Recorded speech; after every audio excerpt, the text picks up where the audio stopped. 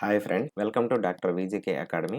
APTET 2026 paper 2 నందు maximum marks సాధించడానికి physical సైన్స్లో ఇవ్వబడిన లేటెస్ట్ టెట్ సిలబస్ మరియు 8th, 9th, 10th text books ఆధారంగా ప్రతి టాపిక్ను కవర్ చేస్తూ మోస్ట్ ఇంపార్టెంట్ బిట్స్ తయారు చేసి మీకు అందిస్తుంది. ఏపీటెట్ ఫిజికల్ సైన్స్ సిలబస్ నందు మొత్తం 23 చాప్టర్స్ ఇవ్వబడినవి. ఇప్పటికే మన ఛానల్లో 14 చాప్టర్స్కి సంబంధించిన వీడియోస్ను అప్లోడ్ చేస్తున్నాం. ఈ వీడియోలో మనం పదార్థం అనే పాఠ్యాంశం నందలి సిలబస్ లో ఇచ్చిన ప్రతి సబ్ టాపిక్ ని కవర్ చేస్తూ టెట్ స్టాండర్డ్ లో బిట్స్ తయారు చేసి మీ ముందుకు తీసుకొచ్చాం. వీడియోను స్కిప్ చేయకుండా పూర్తిగా చూసినట్లయితే ఈ పాఠ్యాంశం నుంచి ఏ బిట్ ఇచ్చినా సరే మీరు ఖచ్చితంగా ఆన్సర్ చేయగలుగుతారు. ముందుగా సిలబస్ ఏంటన్నది ఒకసారి చూద్దాం. మీరు స్క్రీన్ మీద చూసినట్టయితే ఈ పదార్థం అనే పాఠ్యాంశంలో ఇవ్వబడినటువంటి సబ్ టాపిక్స్ అన్ని మీకు ఏంటనేది తెలుసు. ఈ టాపిక్స్ అన్ని కవర్ చేస్తూ మోస్ట్ ఇంపార్టెంట్ బిట్స్ తయారు చేసాము. ఇప్పుడు బిట్స్ 1 by 1 చూసేద్దాం. మొదటి ప్రశ్న, పదార్థం కణాలతో నిర్మించబడిందని నిరూపించడానికి నీటిలో ఉప్పును కరిగించే ప్రయోగం చేస్తారు. ఈ ప్రయోగంలో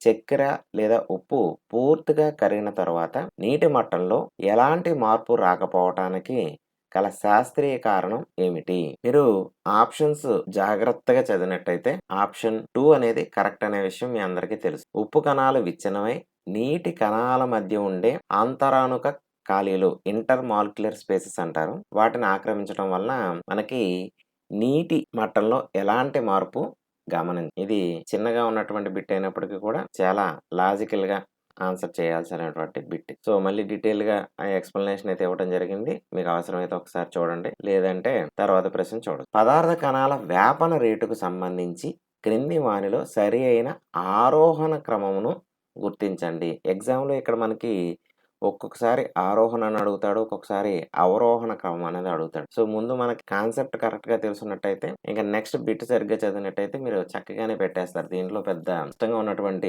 ప్రశ్న అయితే కాదు, మీ అందరికీ తెలుసున్నదే. ఆరోహణ క్రమం అన్నాడు కాబట్టి చిన్న నుంచి పెద్దకి అంటే ఆప్షన్ 2 అవుతుంది. ఘన పదార్థాలు కన్నా ద్రవ పదార్థాలు ఎక్కువగా ఉంటది, ద్రవ పదార్థాల కన్నా వాయు పదార్థాల్లో ఎక్కువగా ఉంటది. కణాల మధ్య దూరము మరియు వాటి గతిజ శక్తి వాయువుల్లో గరిష్టంగాను ఘన పదార్థాల్లో కనిష్టంగాను ఉంటుంది. అందువలన రెండు వేరు పదార్థాల కణాలు వాటికవి ఒకదానితో ఒకటి మిళితం అవటాన్ని వ్యాపనము అంటారు.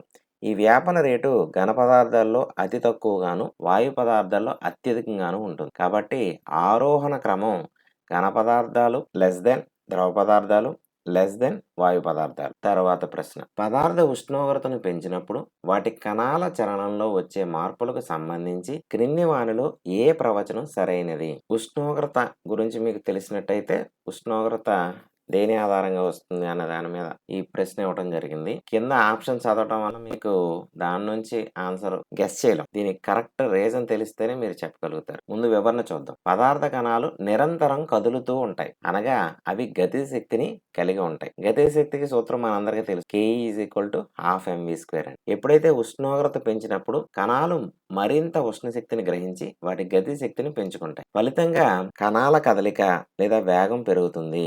అందుకే వేడి ఆహార పదార్థాల వాసన చాలా దూరం వరకు వ్యాపిస్తుంది. కాబట్టి ఆప్షన్ 3 అనేది సరైనది. ఉష్ణోగ్రత పెరిగినప్పుడు కణాల గతిశక్తి పెరిగి అవి మరింత వేగంగా కదులుతాయి. తర్వాత ప్రశ్న చూద్దాం. ఒక గది మూలలో వెలిగించని అగరబత్తి వాసన చూడాలంటే మనం దాని దగ్గరకు వెళ్ళాలి. కానీ వెలిగించిన అగరబత్తి సువాసన గది అంతటా వ్యాపించి దానికి గల కారణం ఏమిటి? ఇది ఇందాక రెండవ ప్రశ్నలో వచ్చినటువంటి వివరణతో ఇది కూడా మనం చక్కగా కరెక్ట్ గా ఆన్సర్ పెట్టగలుగుతాం. ఎవరైనా గెస్ చేశారా? Yes, option 2. అగరబత్తిని వెలిగించినప్పుడు ఉత్పన్నమయ్యే వేడి వాయు కణాలు గదిలోని గాలి కణాలతో కలుస్తాయి. ఉష్ణోగ్రత ఎక్కువగా ఉండటం వలన ఈ సువాసన కణాల గతిశక్తి మరియు వేగం చాలా ఎక్కువగా ఉంటుంది. అందువలన ఇది గదిలో గాలితో వేగంగా వ్యాపనం చెంది దూరం వరకు సువాసనను చేరవేస్తాయి. సో ఆప్షన్ 2 అనేది కరెక్ట్. వేడి వాయు కణాల గతిశక్తి ఎక్కువగా ఉండటం వలన వ్యాపన రేటు వేగంగా పెరగటం. తర్వాత ప్రశ్న, క్రింది పదార్థాల ఆకర్షణ బలాల యొక్క సరి అయిన అవరోహణ క్రమమును గుర్తించండి. ఇక్కడ ఇంగ్లీష్ లో కూడా ఇవ్వడం జరిగింది, అందుకనే డిక్రీజింగ్ ఆర్డర్, ఎక్కువ నుంచి తక్కువకి ఇవ్వాలి. ఇక్కడ ఎక్కువ నుంచి తక్కువకి ఇవ్వటం అంటే అది ఘన పదార్థమా ద్రవ పదార్థమా వాయు పదార్థం అన్న దాన్ని ఆధారంగా మనం చెప్పేది. మనకి తెలుసున్నదే, ఘన పదార్థాల్లో ఆకర్షణ ఆకర్షణ బలాలు చాలా ఎక్కువగాను, ద్రవ పదార్థాల్లో కొంచెం తక్కువగాను, వాయు పదార్థాల్లో కనిష్టంగాను ఉంటాయి. ఈ చిన్న లాజిక్ తెలిస్తే మీ అందరూ ఈ బిట్‌ని చాలా చక్కగా పెడతారు. సో, ఇచ్చినటువంటి ఆప్షన్స్‌లో ఘన పదార్థం ఏమిటి అంటే అది చక్కెర, ద్రవ పదార్థం నీరు, వాయు పదార్థం మనకి అడిగినటువంటి క్రమం ఏమిటి? అవరోహణ క్రమము. అంటే ఎక్కువ నుంచి తక్కువ. ఎక్కువ చక్కెర, చక్కెర కన్నా తక్కువ నీరు, నీరు కన్నా తక్కువ ఆక్సిజన్. సో, ఆప్షన్ 1 అనేది correct answer. C is greater than B, B is greater than A. వివరణ కూడా ఇచ్చాము. ఒకసారి చూడండి. ఇందాక నేను చెప్పిన వివరణ ఇక్కడ కూడా ఉంది. సో, తర్వాత ప్రశ్న. ఘన పదార్థాల ధర్మాలకు సంబంధించి క్రింది వానిలో సరికాని ప్రవచనం ఏది? ఘన పదార్థాల ధర్మం ఏంటి? ఆల్రెడీ మనందరికీ తెలుసున్నవే. ఒకసారి కింద ఆప్షన్స్ నుంచి కూడా మనం చెప్పగలుగుతాం. ఘన పదార్థాలు ఖచ్చితమైన ఆకారము మరియు స్థిరమైన ఘనపరిమాణం ఉంటుంది. కరెక్ట్. ఘన పదార్థాలు అత్యంత తక్కువ సంపీడ్యతను కలిగి ఉంటాయి. సంపీడ్యత అంటే దాని మీద మనం బలాన్ని ప్రయోగించినప్పుడు దాని ఘనపరిమాణాన్ని గనక తగ్గించగలిగినట్టయితే దాన్ని సంపీడ్యత అంటారు. బాహ్య బలం ప్రయోగించినప్పుడు ఘన పదార్థాలు తమ ఆకారాన్ని మార్చుకోవు, విరిగిపోవచ్చు. స్పాంజిక ఒక ఘన పదార్థం కాదు. ఎందుకంటే దానిని సులభంగా నొక్కవచ్చు. దీని ఆప్షన్స్ బట్టి మీకే తెలిసిపోయి ఉంటది కరెక్ట్ ఆన్సర్ ఏంటనేది. ఎస్, 4వదే. ఖచ్చితంగా ఒక ఘన పదార్థం కాదు. దానిలో చాలా సూక్ష్మమైన రంధ్రాలు ఉండి వాటిలో గాలి బంధించబడి ఉంటుంది. మనం దాన్ని నొక్కినప్పుడు ఆ రంధ్రాల్లోని గాలి బయటకు వెళ్తుంది. అందువల్ల అది సంపీడనం చెందుతుంది. కాబట్టి ప్రవచనం 4 తప్పు. తర్వాత ప్రశ్న. ద్రవ పదార్థాల ధర్మాలకు సంబంధించి క్రింది ప్రవచనాలను పరిశీలించండి. ఇక్కడ బిట్లన్నీ చాలా సింపుల్ గా ఉంటాయి. కొంచెం జాగ్రత్తగా బిట్‌ని 2 సార్లు చదివితే అందరూ 100% కరెక్ట్‌గా పెడతారు. ద్రవ పదార్థాలకు స్థిరమైన ఆకారం లేదు. కానీ స్థిరమైన ఘనపరిమాణం ఉంటుంది. ద్రవాలు ప్రవహిస్తాయి మరియు ఆకారాన్ని మార్చుకుంటాయి. కాబట్టి ఇవి దృఢంగా ఉండవు. మీరు చూసినట్టయితే 2 కరెక్టే. తరువాతి ప్రశ్న. సిరంజితో చేసే ప్రయోగంలో ఘన, ద్రవ, వాయు పదార్థాల సంపీడ్యతను పోల్చినప్పుడు క్రింది వానిలో ఏ ముగింపు సరైనది? వాయువుల కంటే ఘన పదార్థాలు ఎక్కువ సంపీడ్యతను కలిగి ఉంటాయి. తప్పు. ద్రవాల కంటే వాయువులు చాలా తక్కువ సంపీడ్యత ఉంటుంది. అది కూడా తప్పు. ఘన మరియు ద్రవ పదార్థాలతో పోల్చినప్పుడు వాయువులకు అత్యధిక సంపీడ్యత ఉంటుంది. This is the correct one. 3 స్థితుల్లో గల పదార్థాలకు సమాన సంపీడ్యత ఉంటుంది. కాదు. సో, ఆప్షన్ 3 ఒకటే కరెక్ట్. ఇది బాగా గుర్తుపెట్టుకోండి. ద్రవ పదార్థాల్లో సంపీడ్యత కన్నా వాయు పదార్థాల్లో ఎక్కువగా ఉంటుంది. అన్నిటికన్నా బాగా తక్కువగా ఉండేది ఏంటంటే ఘన పదార్థాల్లో సంపీడ్యత బాగా తక్కువగా ఉంటుంది. ద్రవ పదార్థాలు మధ్యస్థం, వాయు పదార్థాల్లో అత్యధిక సంపీడ్యత ఉంటుంది. దీని మీద ఎక్కువగా క్వశ్చన్స్ అడుగుతున్నాడు. ఈజీగానే ఉంటది. ఈ చిన్న లాజిక్ గుర్తుపెట్టుకుంటే ఏ ప్రశ్న ఇచ్చినా మీరు చక్కగా ఆన్సర్ చేస్తారు. ఇదే వివరణ ఇవ్వడం జరిగింది. ఒకసారి చూడండి. మీకు దీంట్లో ఎగ్జాంపుల్ కూడా ఇచ్చాము. వాయుగణాల మధ్య దూరం అత్యధికంగా ఉండటం వల్ల బాహ్య పీడనాన్ని ప్రయోగించినప్పుడు అవి సులభంగా దగ్గరకు వస్తాయి. అందువల్ల వాయువులు అధిక సంపీడతను కలిగి ఉంటాయి. మన ఇళ్లలో వాడే ఎల్పిజి మరియు వాహనాల్లో వాడే సిఎన్జిలు సంపీడనం చెందిన వాయువులే. తర్వాత ప్రశ్న. వాతావరణ పీడనం వద్ద ఏ కనిష్ట ఉష్ణోగ్రత వద్ద ఘన పదార్థం ద్రవంగా మారుతుందో ఆ ఉష్ణోగ్రతను ఏమంటారు? మంచు యొక్క ద్రవీభవన స్థానం కెల్విన్‌లో ఎంత? ఇక్కడ ఏ పదార్థం ఏ పదార్థంగా మారుతుంది అనే ఒక్క విషయం తెలిసినట్టయితే మీకు అదేంటన్నది చాలా ఈజీగా తెలిసిపోతుంది. ఘన పదార్థం ద్రవంగా మారింది కాబట్టి దీన్ని ద్రవీభవన స్థానము అని అంటారు. ఇక్కడ మనకి మంచు యొక్క ద్రవీభవన స్థానము కెల్విన్‌లో కావాలి. ఇది చాలా ఇంపార్టెంట్ బిట్టు. గుర్తుపెట్టు. ఇక్కడే మామూలుగా మనకి మంచు అనేది 0 డిగ్రీ సెంటీగ్రేడ్ అని అంటాం. అది సెంటీగ్రేడ్స్‌లో. ఇక్కడ కెల్విన్‌లో అడిగాడు కాబట్టి అది 273.15 కెల్విన్. అది ఎగ్జాక్ట్ వాల్యూ. మనం ప్రాబ్లమ్స్ చేసేటప్పుడు దీన్ని 273 కెల్విన్‌గా తీసుకుంటాం. వివరణ కూడా చూడండి ఒకసారి. డిగ్రీ సెంటీగ్రేడ్ అయినప్పుడేమో 0 డిగ్రీ సెంటీగ్రేడ్ అని చెప్పాలి. కెల్విన్‌లో అడిగితే 273.15 కెల్విన్. ఓకేనా? చాలా చిన్న బిట్టు. తర్వాత ప్రశ్న. మంచు కరిగే ప్రక్రియలో అంటే ద్రవీభవన సమయంలో మనం నిరంతరం ఉష్ణాన్ని అందిస్తున్నప్పటికీ మంచు పూర్తిగా కరిగేంత వరకు ఉష్ణోగ్రత మారకుండా స్థిరంగా ఉండడానికి గల కారణం ఏమిటి? ఇది చాలా చాలా ఇంపార్టెంట్ కాన్సెప్ట్ ఇది. ఎందుకు జరుగుతుంది అంటే ద్రవీభవన సమయంలో అందించే ఉష్ణశక్తి పదార్థ ఉష్ణోగ్రతను పెంచకుండా కణాల మధ్య గల అంతరనుక ఆకర్షణ బలాలను అధిగమించి ఘన స్థితి నుండి ద్రవ స్థితిలో మారటానికి ఉపయోగపడుతుంది. అంటే ఇక్కడ ఫేజ్ చేంజ్ అనేది జరుగుతుంది. ఘన స్థితిలో నుండి ద్రవ స్థితిలో మారటానికి అప్పుడు మీరు ఇచ్చేటటువంటి ఉష్ణం అంతా ఉపయోగించబడిపోతుంది. ఈ ఉష్ణశక్తి బేకర్లోని పదార్థంలో దాగి ఉంటుంది. కాబట్టి దీన్ని ద్రవీభవన గుప్తోష్ణము అంటారు. చాలా ఇంపార్టెంట్ ఈ పాయింట్ కూడా. ద్రవీభవన గుప్తోష్ణము. ఈ ప్రశ్న కూడా ఎక్కువగా అడుగుతూ ఉంటాడు. పదార్థం ద్రవ స్థితికి మారకుండా ఘన స్థితి నుండి నేరుగా వాయు స్థితిలోనే మారటాన్ని మరియు వాయు స్థితి నుండి నేరుగా ఘన స్థితిలో మారటాన్ని వరుసగా ఏమంటారు? ఒకే బిట్‌లో 2 బిట్లు ఇవ్వడం జరిగింది. ఫస్ట్ బిట్టు చాలా మందికి తెలుసు. సో, ఫస్ట్ బిట్ ఆన్సర్ బట్టి సెకండ్ బిట్‌ని గెస్ చేయి. ఫస్ట్‌ది ఘన స్థితి నుంచి వాయు స్థితిలోనికి. దీన్ననేది సబ్లిమేషన్ అని అంటారు. రెండవది వాయు స్థితి నుంచి నేరుగా ఘన స్థితిలోనికి. దీన్ని డిపాజిషన్ నిక్షేపణము అంటారు. మనకి సబ్లిమేషన్‌కి ఉదాహరణ కూడా అడుగుతూ ఉంటాడు. మీకు ఇక్కడ ఉదాహరణ కూడా ఇచ్చాను చూడండి. కర్పూరం. రెండవది అమ్మోనియం క్లోరైడ్. ఇది చాలా ఇంపార్టెంట్. చాలా సార్లు డీఎస్సీ‌ల్లోను, డైట్ సెట్ ఎంట్రన్స్ టెస్ట్‌లోను అడిగినటువంటిది. సబ్లిమేషన్ అంటే ఉత్పతనమునకు ఉదాహరణ అమ్మోనియం క్లోరైడ్, కర్పూరం. వాయువు నేరుగా ఘనస్థితిలో మారే ప్రక్రియను డిపాజిషన్ అంటారు. తర్వాత ప్రశ్న బాష్పీభవనం మరియు మరగడం ప్రక్రియలకు సంబంధించి క్రింది వానిలో సరైన ప్రవచనం ఏది? సరైన అది గుర్తుపెట్టుకోవాలి ఎప్పుడైనా సరే. బాష్పీభవనము బాయిలింగ్. ఇది 10th క్లాస్‌లో చాలా డీటెయిల్‌గా ఇవ్వడం జరిగింది. అదే విషయాన్ని మళ్ళీ మీకు సింపుల్‌గా ఒకసారి ఎక్స్‌ప్లెయిన్ చేస్తాను. ఒకసారి చూడండి. అసలు బాష్పీభవనం ఎప్పుడు జరుగుతుంది? మరగడం ఎప్పుడు జరుగుతుంది? బాష్పీభవనానికి ఒక నిర్దిష్ట ఉష్ణోగ్రతతో పని లేదు. కానీ మరగడం అనేది ఒక నిర్దిష్ట ఉష్ణోగ్రత వద్ద మాత్రమే జరుగుతుంది. బాష్పీభవనం అనేది ద్రవ ఉపరితలంపై కణాలు మాత్రమే పరిమితమై ఉపరితల దృగ్విషయము. అంటే ఒక వాటర్ తీసుకున్నట్టయితే వాటర్‌లో పై లెవెల్‌లో ఉన్నటువంటి అంటే ఉపరితలం మీద ఉన్నటువంటి కణాలకు మాత్రమే సంబంధించినటువంటి దృగ్విషయం. ఆ పైన ఉన్నటువంటి ఆ కణాలు ఆ పై గాలిలోకి వెళ్ళిపోతా ఉంటాయి.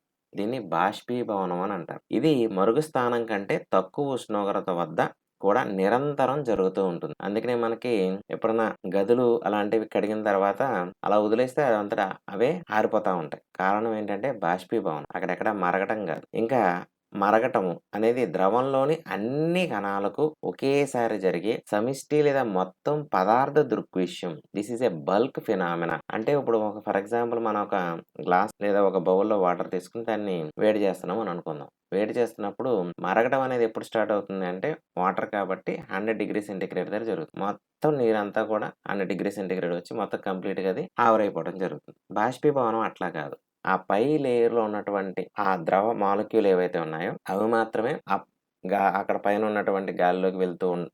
దీనిని బాష్పీభవనం అని అంటారు. మీరు సింపుల్‌గా గుర్తుపెట్టుకోండి. బాష్పీభవనం అనేది ఇప్పుడు ఫర్ ఎగ్జాంపుల్ బాయిలింగ్ అనేది 100°C వాటర్ జరిగినప్పుడు బాష్పీభవనం అనేది రూమ్ టెంపరేచర్ దగ్గర కూడా జరుగుతుంది. ఇదేమో సర్ఫేస్ ఫినామినా, అదేమో బల్క్ ఫినామినా. ఇది బాగా గుర్తుపెట్టుకోండి. బాష్పీభవన రేటును ప్రభావితం చేసే అంశాలకు సంబంధించి క్రింది వానిలో సరికాని దానిని గుర్తించండి. నేను ఇక్కడ బిట్ చదివే విధానం కూడా మీరు గుర్తుంచుకోవాలి. ఎగ్జామ్‌లో కూడా మీరు అట్లా చదివితేనే మీరు కరెక్ట్‌గా ఆన్సర్ చేయగలుగుతారు. సరికాని ఇది ఇచ్చినప్పుడు మాత్రం ఒకటికి 2 సార్లు ఖచ్చితంగా బిట్‌ని చదివిన తర్వాత మాత్రమే మీరు ఆన్సర్ చేయడానికి ప్రయత్నం చేయండి. ద్రవ ఉపరితల వైశాల్యం పెరిగితే బాష్పీభవనం రేటు పెరుగుతుంది. యెస్, ఇందాకే చెప్పుకున్నాం. బాష్పీభవనం అనేది ఉపరితలానికి సంబంధించినటువంటి దృగ్విషయం. Surface phenomena. సో, ఉపరితలం ఎక్కువ ఉన్నట్టయితే త్వరగా ఎక్కువ అణువులు గాల్లోకి వెళ్ళిపోతా ఉంటాయి. ఉష్ణోగ్రత పెరిగినప్పుడు బాష్పీభవన రేటు పెరుగుతుంది. ఇది అందరికీ కొంచెం డౌట్‌గా ఉంటది. నేను కూడా అదే డౌట్‌ని నేను కంటిన్యూ చేస్తున్నాను. గాలిలోని ఆర్ద్రత పెరిగితే బాష్పీభవన రేటు పెరుగుతుంది. ఇది మీకు ఎక్స్‌ప్లెయిన్ చేసినప్పుడు క్లారిటీ వస్తుంది. గాలి వేగం పెరిగితే బాష్పీభవన రేటు పెరుగుతుంది. యెస్, గాలి వేగంగా వీస్తే బాష్పీభవన రేటు పెరుగుతుంది. సో, ఫస్ట్‌ది ఇమ్మీడియేట్‌గా చదవగానే అర్థమైపోయింది. లాస్ట్‌ది అర్థమైపోయింది. మధ్యలో రెండిట్లోనే మీకు ఎక్కువ మందికి డౌట్ ఉంటది. ఉష్ణోగ్రత పెరిగినప్పుడు బాష్పీభవన రేటు కూడా పెరుగుతది. అది కూడా కరెక్టే. ఇంకా మూడో దాన్ని ఎందుకు తప్పు, ఏది కరెక్ట్ అనేది మనకు తెలియాలి. గాలిలోని ఆర్ద్రత. గాలిలోని ఆర్ద్రత అంటే ఏంటి? గాలిలో ఉన్నటువంటి నీటి ఆవిరినే మనం ఆర్ద్రత, హ్యూమిడిటీ అని అంటారు.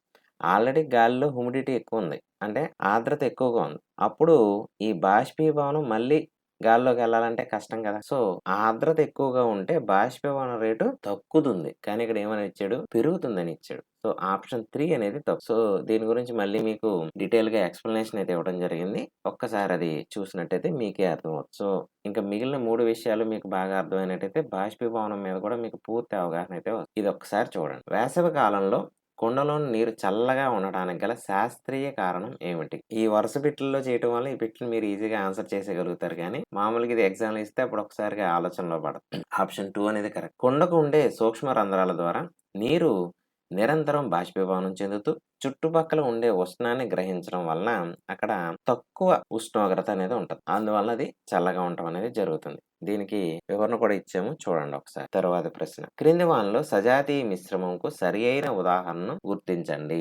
అలా హోమోజీనియస్ మిక్చర్ అంటే ఏంటి అనేది మనకు కరెక్ట్‌గా తెలియాలి. అంటే ఒక ద్రవంలో ఉదాహరణకు ఒక పంచదార ద్రావణం తయారు చేసినట్టయితే అంటే వాటర్ తీసుకుంటాం, దాంట్లో పంచదార పోసి బాగా కలియబెడతాం. సజాతీయ మిశ్రమం అంటే ఏంటంటే ఈ పంచదార ద్రావణంలో మీరు ఎక్కడి నుంచి ఒక స్పూన్ తీసుకున్నా అన్ని చోట్ల ఒకే రకంగా ఉండాలి. అంటే స్వీట్‌నెస్ అనేది ఒకే రకంగా ఉంటే దాన్ని సజాతీయ ద్రావణం అని అనుకోవచ్చు. ఈ సజాతీయ ద్రావణం ఈ క్రింది వాటిలో ఏంటని అడుగుతున్నాడు. గాలిలో ధూళి కణాలు మరియు పొగ. ఇది సజాతీయ మిశ్రమం అవ్వదు. ఎక్కడైతే ధూళి ఎక్కువ ఉంటుందో అక్కడ ఎక్కువగాను, తక్కువ ఉన్న చోట తక్కువగా ఉంటుంది. పొగ కూడా అంతే. అది వెలువడిన చోట ఎక్కువగాను, మిగిలిన చోట తక్కువగా ఉంటుంది. నీటిలో కరిగించిన ఉప్పు లేదా చక్కెర ద్రావణం. ఇది కరెక్ట్. నూనె మరియు నీటి మిశ్రమం. నూనె, నీరు సరిగ్గా అసలు ఎప్పుడు మిక్స్ అవ్వవు. ఇసుక మరియు ఇనుపరజన మిశ్రమం. ఇది కూడా హోమోజీనియస్ గా జరగదు. ఒక చోట ఎక్కువగా ఉండొచ్చు, ఒక చోట తక్కువగా ఉండొచ్చు. సో కరెక్ట్ ఆన్సర్ మీరు ఒకసారి చదివితే మీరు చక్కగా పెట్టేస్తారు. ఆప్షన్ 2 అని. తర్వాత ప్రశ్న. సాధారణ ఉప్పును నీటిలో కరిగించినప్పుడు ఏర్పడే ద్రావణంలో ద్రావణి మరియు ద్రావితములు వరుసగా. ఇక్కడ మీకు చిన్న విషయం తెలియాలి. ఇది తెలిస్తే మీరు ఏ బిట్ ఇచ్చినా సరే మీరు చక్కగా ఆన్సర్ చేయగలుగుతారు. ఏది ద్రావణి, ఏది ద్రావితము. ఈ రెండు కలిసిన దాన్ని ద్రావణం అంటారు. బాగా గుర్తుపెట్టుకోండి. ద్రావణము ద్రావణి ప్లస్ ద్రావితం. ద్రావణి అంటే ఏంటంటే కరిగించుకునేది. ద్రావితం అంటే కరిగేది. ఇక్కడ మీకు ఇంగ్లీష్‌లో కూడా ఇవ్వడం జరిగింది. ఒకసారి ఇంగ్లీష్‌ని గనక చూసినట్టయితే సాల్వెంట్, సొల్యూట్. సాల్వెంట్ అక్కడ స్పెల్లింగ్ చూసినట్టయితే ఇవి ఎక్కువ వర్డ్స్‌తో ఉన్నాయి. అంటే ఎక్కువ పరిమాణంలో ఉంటుంది. సొల్యూట్ అనేది తక్కువ పరిమాణంలో ఉంటుంది. ఇక్కడ మనం పంచదార ద్రావణం తయారు చేయాలనుకుందాం ఉదాహరణ. వాటర్ ఎక్కువగా తీసుకుంటాం. అందులో పంచదార అనేది తక్కువగా తీసుకుంటాం. అక్కడ వాటర్ అనేది ద్రావణి అవుతది. కరిగించుకునేది. ఏది కరుగుతుంది? పంచదార లేదా ఉప్పు అనేది కరుగుతది. ఆ కరిగే దానిని ద్రావితం అని అంటారు. ఇవి రెండు పూర్తిగా జరిగినట్టయితే ఆ మొత్తం దాన్ని ఏమంటారు? ద్రావణం అని అంటారు. సో దీంట్లో మీకు ద్రావణి ఇక్కడ వరుసగా అన్నాడు, కంగారు పడకూడదు. ద్రావణి అనేది నీరు, ద్రావితం అనేది ఉప్పు. ఆప్షన్ 2 అనేది కరెక్ట్. మీకు ఇదే వివరణ కూడా ఇచ్చాను. ద్రావణంలో సాధారణంగా ఎక్కువ పరిమాణంలో ఉండి ఇతర పదార్థాలను కరిగించుకునే భాగాన్ని ద్రావణి, సాల్వెంట్ అంటారు. తక్కువ పరిమాణంలో ఉండి కరిగిపోయే పదార్థాన్ని ద్రావితం, సొల్యూట్ అంటారు. నీటిలో ఉప్పు కరుగుతుంది కాబట్టి నీరు ద్రావణి, ఉప్పు ద్రావితం. చాలా చిన్నది, మీకు బాగా ఇంపార్టెంట్ కూడా. ఇత్తడి అనేది ఒక ఘన ద్రావణం, మిశ్రమ లోహం. దీనిలో ఉండే లోహాల శాతం ఎంత? ఇది చాలా ఇంపార్టెంట్. ఎక్కువగా మనకి కాంపిటేటివ్ ఎగ్జామ్స్ లో కూడా అడుగుతూ ఉంటాడు. కరెక్ట్ గా చెప్పే ఉంటారు అనుకుంటున్నాను అందరూ. ఆప్షన్ 1 సరైంది. 70% రాగి మరియు 30% జింకు ఉంటది. మిశ్రమ లోహాలు కూడా ఘన ద్రావణులే. ఇవి సజాతీయ మిశ్రమాలు. ఇత్తడి అనేది సుమారు 30% జింకు మరియు 70% రాగి కలిగిన మిశ్రమం. వీటిని సాధారణ భౌతిక పద్ధతుల ద్వారా వేరు చేయలేము. తర్వాత ప్రశ్న.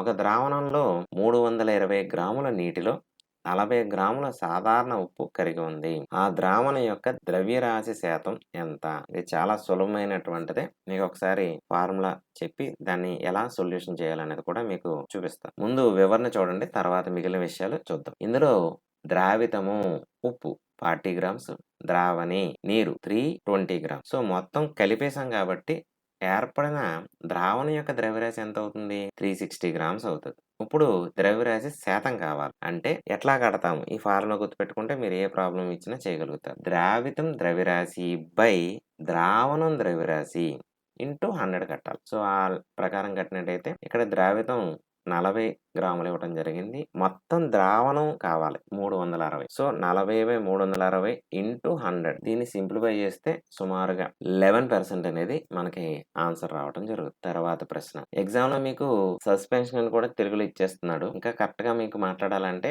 ఆ వర్డ్ తెలుగులో అవలంబనము. సస్పెన్షన్ యొక్క ధర్మాలకు సంబంధించి క్రింది వానిలో సరికాని ప్రవచనం ఏది? ఇక్కడ కూడా మీరు సరికాని ఆ పాయింట్ గుర్తుపెట్టుకోండి. అవలంబనం ఒక విజాతీయ మిశ్రమం. కరెక్ట్. దీనిలోని కణాలు చాలా సూక్ష్మంగా ఉండి కంటికి కనిపించవు. ఇది ఒకసారి ఆలోచించాలి. అవలంబనానికి కదల్చకుండా ఉంచినప్పుడు ద్రావిత కణాలు అడుగుకు చేరతాయి. వడపోత ప్రక్రియ ద్వారా అవలంబన కణాలను ద్రావణం నుండి వేరు చేయవచ్చు. అసలు మీకు సస్పెన్షన్ అనే దాన్ని ఒక్కసారి కొంచెం వివరణతో మీకు ఎక్స్ప్లెయిన్ చేసే ప్రయత్నం అయితే చేస్తానండి. ఒకసారి దీనికి ఒక ఉదాహరణ ఇస్తే మీకు చాలా సులభంగా అర్థమైపోతుంది. ఇంకా ఈ కాన్సెప్ట్ కూడా మీకు చాలా క్లియర్గా వస్తుంది. నీటిలో సొద్దు పొడిని కలిపినప్పుడు ఈ ఒక్కటి గుర్తుపెట్టుకోండి. నీరు తీసుకున్నాం, దానిలో మనం పంచదార కానీ ఉప్పు కానీ వేస్తే పూర్తిగా కరిగిపోతుంది. వాటిని ద్రావణాలు అని అంటారు. ఎప్పుడైతే నీటిలో వేరే ఏదైనా ఒక వస్తువు ఉంచినప్పుడు అది కరగకపోతే వచ్చేటటువంటివే ఈ సస్పెన్షన్స్ అని. ఇవి మన కంటికి కనిపిస్తూ ఉంటాయి. అది బాగా ఇంపార్టెంట్. అందువల్ల ఇవి కరిగినట్లు అనిపించినప్పటికీ కంటికి స్పష్టంగా కనిపిస్తాయి. సో అవి అడుగు భాగానికి నిదానంగా కాసేపు అలా ఉంచేస్తే ఆ ద్రావణాన్ని అవి అడుగు భాగానికి వచ్చేయడం జరుగుతుంది. సో ఇందులో సరికానిది ఏంటంటే దీనిలో కణాలు చాలా సూక్ష్మంగా ఉండి కంటికి కనిపించవు అన్నాను చూసారా, అది తప్పు. కనిపిస్తాయి సస్పెన్షన్స్ అంటే. ఇది చాలా ఇంపార్టెంట్ బిట్టు. కాంజి కాబా కొలాయిడల్ ద్రావణం గుండా కాంతి పుంజాన్ని పంపినప్పుడు ఆ కాంతి మార్గం స్పష్టంగా కనిపించే దృగ్విషయాన్ని ఏమంటారు? ఇది మోస్ట్ ఇంపార్టెంట్, గుర్తుపెట్టుకోండి. టిండాల్ ప్రభావం అంటారు. Most important. కొలాయిడ్ కణాలు పాక్షికంగా చిన్నగా ఉన్నప్పటికీ తమ గుండా ప్రసరించే కాంతి పుంజాన్ని పరిక్షేపణం చెందించగలవు. దీనివలన కాంతి ప్రసార మార్గం స్పష్టంగా కనిపిస్తుంది. దీన్ని టిండాల్ ప్రభావం అంటారు. పాలు, పొగమంచు దీనిని ప్రదర్శిస్తాయి. కొలాయిడల్ కణాలు, టిండాల్ ప్రభావం. మీరు ఆ పాయింట్ బాగా గుర్తుపెట్టుకోండి. క్రింది జతలను పరిశీలించండి. ఇటువంటి ప్రశ్నలు ఎక్కువగా ఎగ్జామ్స్ లో అడుగుతున్నాడు. పొగమంచు, ఏరోసోల్, పాలు, ఎమల్షన్, జెల్లీ, జెల్. వీటిలో ఏవి సరైన జతలో అని అడుగుతున్నాడు. గెస్ చేశారా? ఎస్, అన్నీ కరెక్ట్. కొలాయిడల్ వాటి విక్షేపణ ప్రవస్థ మరియు విక్షేపణ యానకం ఆధారంగా వర్గీకరిస్తారు. గాలిలో ద్రవం విక్షేపణ చెందితే ఏరోసోల్ పొగమంచు, ద్రవంలో ద్రవం ఉంటే ఎమల్షన్ పాలు, ఘనంలో ద్రవం ఉంటే జెల్ జెల్లీ జున్ను ఏర్పడును. కావున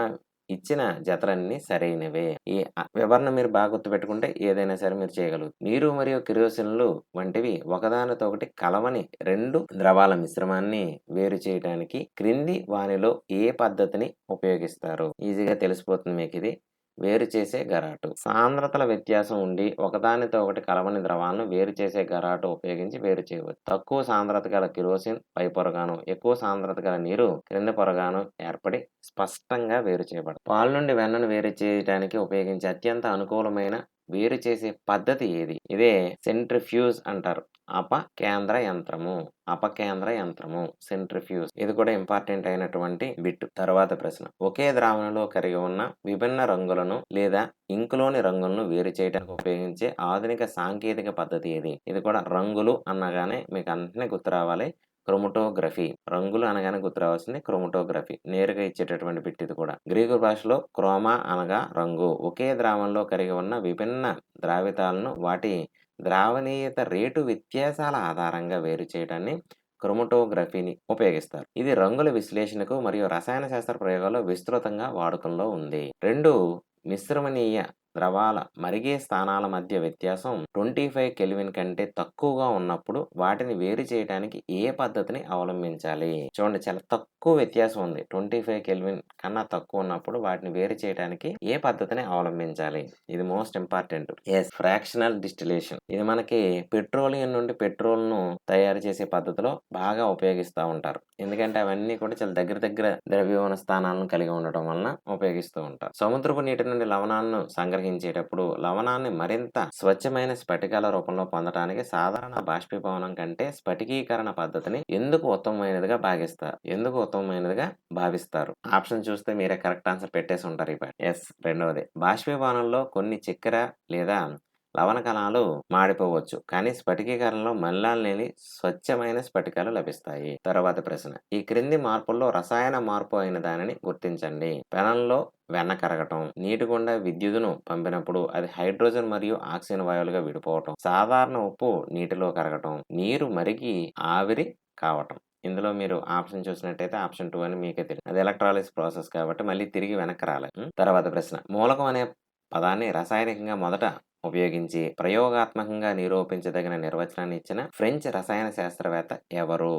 Antony Laurent Lavoisier. Robert Boyle అనే అతను మూలకం అనే పదాన్ని మొదటగా ప్రతిపాదించినప్పటికీ ఫ్రెంచ్ శాస్త్రవేత్త ఆంటోనీ లారెన్స్ లెవోయిజర్, బాగా గుర్తుపెట్టుకోండి, లెవోయిజర్, మూలకాన్ని రసాయనికంగా మరింత సరళమైన పదార్థాలుగా విభజించలేని పదార్థ ప్రాథమిక రూపంగా నిర్వచించి ప్రయోగాత్మకంగా నిరూపించారు. సాధారణ ఉష్ణోగ్రత వద్ద ద్రవ స్థితిలో లభించే ఏకైక లోహము మరియు అలోహం వరుసగా ఏవి? అందరికీ తెలుసున్నదే. మొదటిది ద్రవ స్థితిలో ఉన్న ఏకైక లోహం మెర్క్యూరీ. అలోహం ఏంటంటే బ్రోమిన్. లోహాలన్నీ సాధారణంగా ఘనస్థితిలో ఉంటాయి, కానీ పాదరసం మాత్రమే గది ఉష్ణోగ్రత వద్ద ద్రవ రూపంలో ఉండే ఏకైక లోహం. అలోహాల్లో బ్రోమిన్ మాత్రమే గది ఉష్ణోగ్రత వద్ద ద్రవ స్థితిలో ఉండే ఏకైక అలోహం. ఈ రెండు చాలా చాలా ఇంపార్టెంట్. ఎక్కువగా అన్ని కాంపిటేటివ్ ఎగ్జామినేషన్ అడుగుతూ ఉంటాడు. సంయోగ పదార్థాలకు సంబంధించి క్రింది వానిలో సరైన ప్రవచనాన్ని గుర్తించండి. మీరు ఆప్షన్ చదివినట్టయితే ఇది కూడా కరెక్ట్గానే ఆన్సర్ చేసేయగలుగుతారు. సంయోగ పదార్థాలు స్థిరమైన భార నిష్పత్తిలో రసాయనికంగా కలిసి ఏర్పడతాయి. వీటి లక్షణాలు వాటి అణుఘటక మూలకాల లక్షణాలకు పూర్తిగా భిన్నంగా ఉంటాయి. వీటిని కేవలం రసాయన లేదా విద్యుత్ రసాయన పద్ధతుల ద్వారా మాత్రమే తిరిగి విరగొట్టగలము. సో, ఆప్షన్ 3 అనేది కరెక్ట్. చూసారుగా ఫ్రెండ్స్, ఈ విధంగా టెట్ సిలబస్‌లో ఇవ్వబడిన అన్ని టాపిక్స్‌ను పూర్తిగా కవర్ చేస్తూ మన ఛానెల్‌లో వీడియోస్‌ను అప్‌లోడ్ చేస్తూ ఉన్నాం. వీటిని మిస్ అవ్వకుండా ఉండాలంటే ఇప్పుడే మన ఛానెల్‌కు సబ్స్క్రైబ్ చేసుకోండి. అదేవిధంగా ఈ వీడియోను ఏపీ టెట్ ప్రిపేర్ అయ్యే మీ ఫ్రెండ్స్‌కు తప్పకుండా షేర్ చేయండి. వీడియో నచ్చితే ఒక లైక్ చేయండి. మరొక వీడియోతో మళ్ళీ కలుద్దాం. Keep learning. Good luck.